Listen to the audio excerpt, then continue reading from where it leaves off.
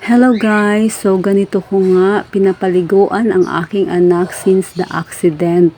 Kasi nahihirapan talaga siyang pumanhik panaog sa hagdanan dahil medyo mataas nga. At nahihirapan din siyang gumamit ng saklay. So underneath po sa sugat na yan ay may fractured sa kanyang bones na delikado po. Sabi ng doktor kapag natukod o kaya nadaganan, baka maoperahan. So, kaya ingat na ingat kami. Kaya talagang pinagtsatsagaan ko na yung pagpapaligo sa kanya sa taas para hindi na kami bumaba. Bumili na ako ng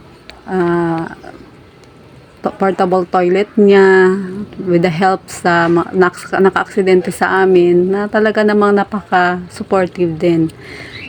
So, ayan. Tsaga-tsaga lang tayo muna sa ngayon at gagaling ka rin anak. Pagkatapos paliguan ang buhok, ayan, babalutin ng tuwalya na medyo nabasa pa sa baba. Pagkatapos ay aayusin ko na naman siya. 1, 2, 3, ikot. Alalay lang talaga sa paa niya. 1, 2, 3, ikot. Ganyan po kami araw-araw. Thank you for watching.